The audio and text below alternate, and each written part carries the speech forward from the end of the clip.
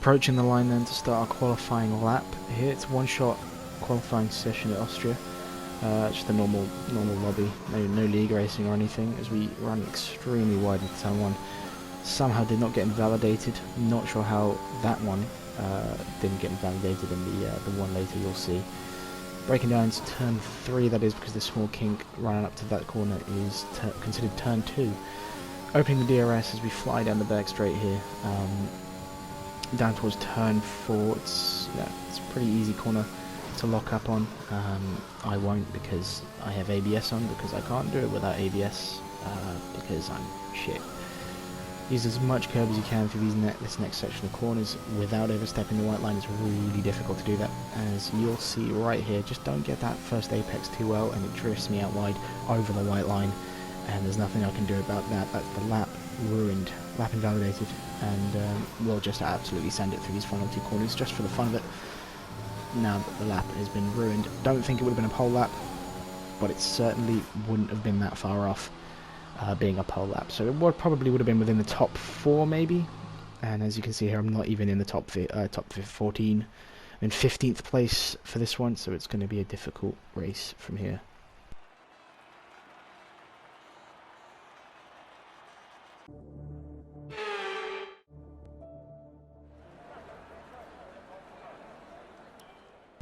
Well, just about to get underway for the race. Having a look at the strategy menu then, as you can see, it is wet. Intermediates.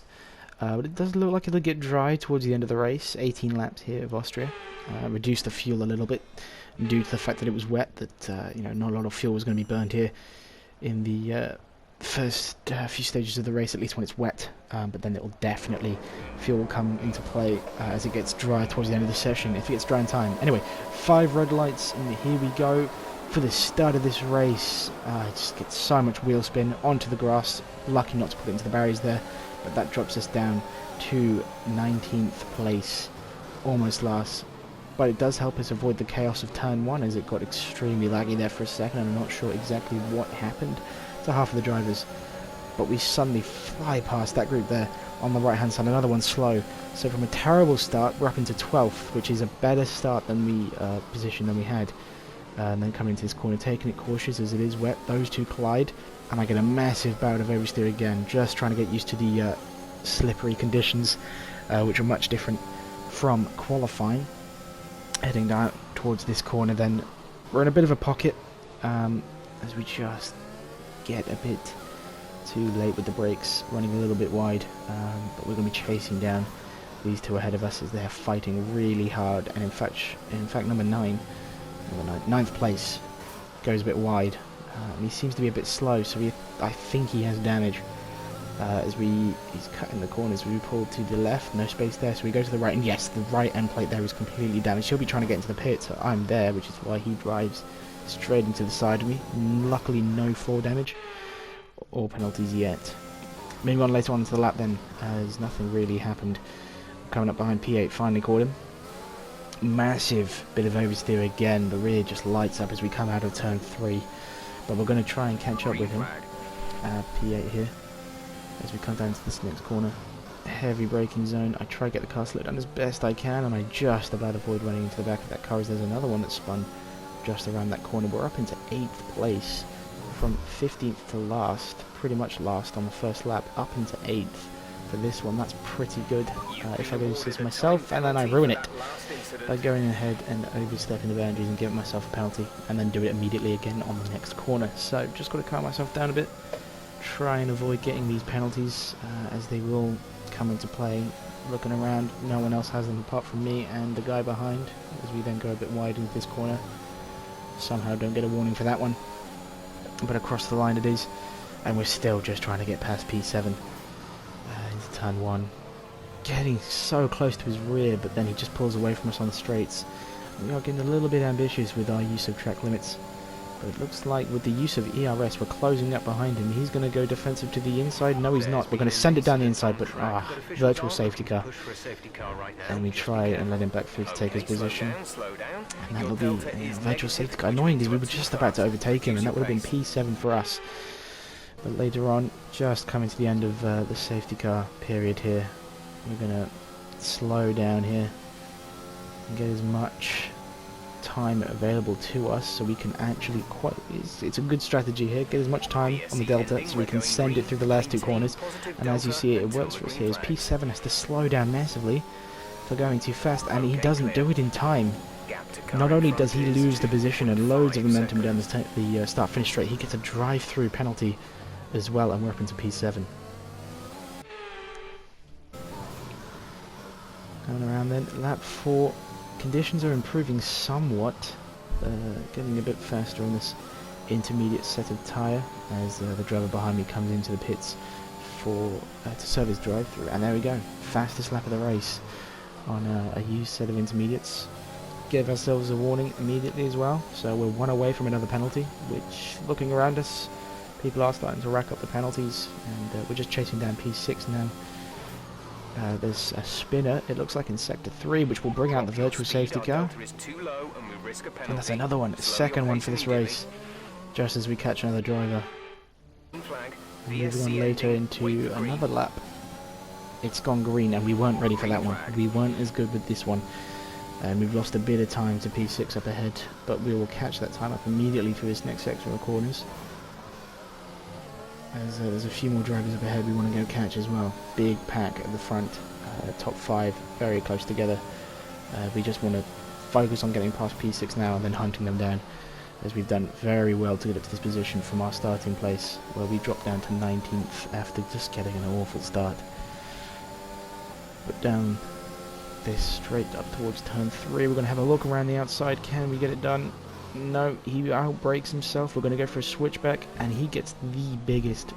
He lit up the rears way too much, and luckily we escaped without any damage from that contact. There was quite heavy contact as he sort of half spun into my car, and I helped keep him facing the right way. But yeah, unfortunate for him, but we're through. No damage as well, and now we can focus on getting our top 5. Move on then. Nothing really happened until a lap later, as we're just sort of trundling around. Top 5 is still stretching away from us. A yellow flag in this one, and that's P5. He spun, and we're up into 5th. He has spun through that corner into the gravel trap. Luckily no damage, and he's able to keep himself going. But if you noticed, in Sector 1, just after turn 1, red car stopped on the circuit. Yellow flags are out. He somehow lost the car halfway up that straight, and it'll bring out the safety car, the 3rd safety car of this race, but the first where the actual car will come out.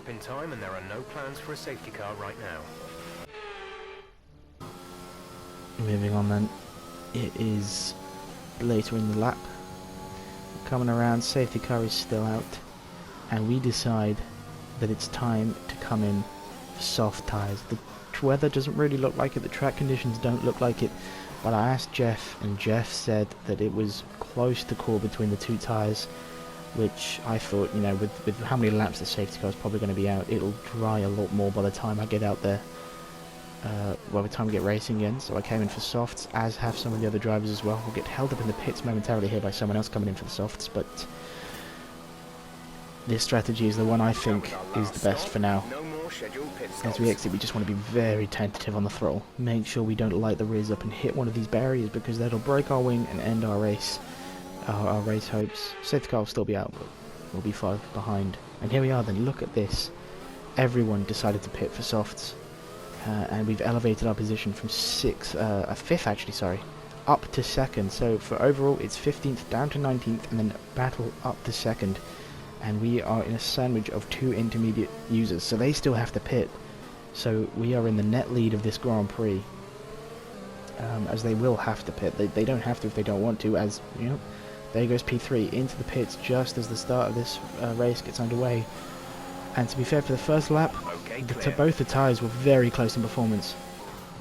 The intermediates and the soft tyres. The softs began to have a bit of an upper hand, as traction was okay, and as you can see here I got better traction, but this driver just forces me onto the grass, slowing me down, and then I go for a move up the inside. No, he's going to defend that, so the outside, and he moves under braking, forcing me off the circuit, outbraking himself and giving me a penalty.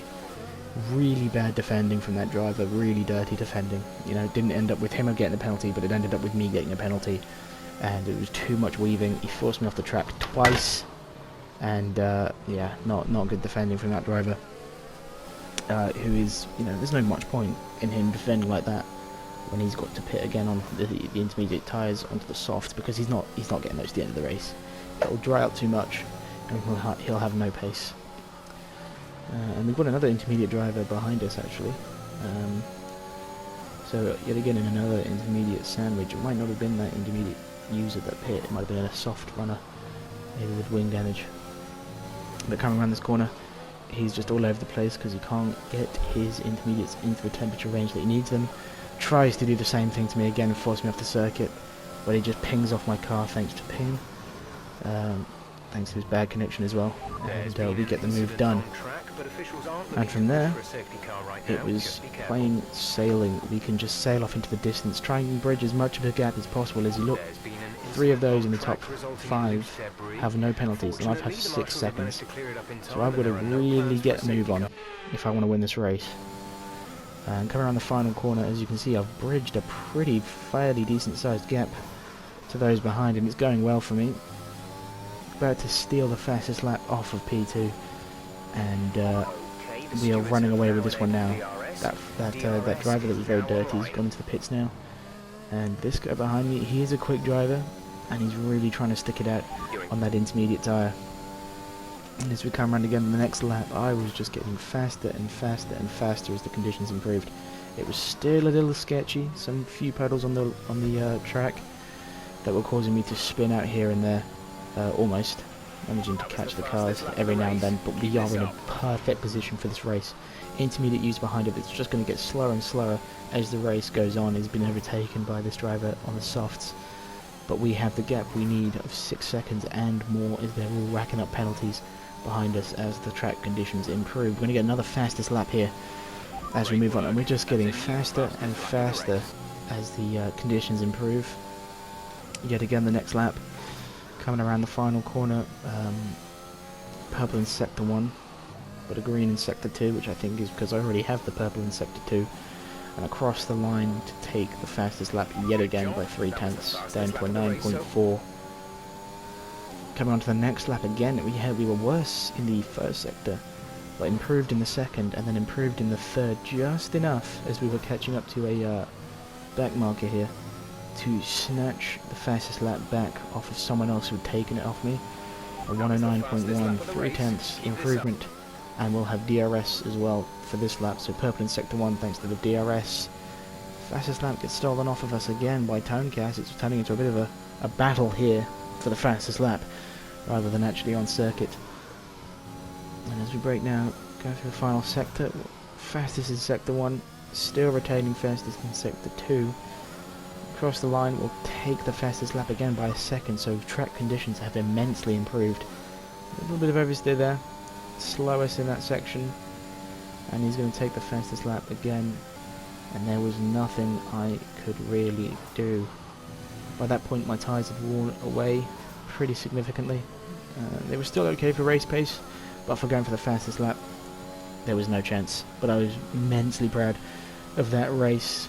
P15 down to P19 and up for the win. Pretty good race for me there. I'm very proud of that one. One of my best so far, and just glad that it went well for me today.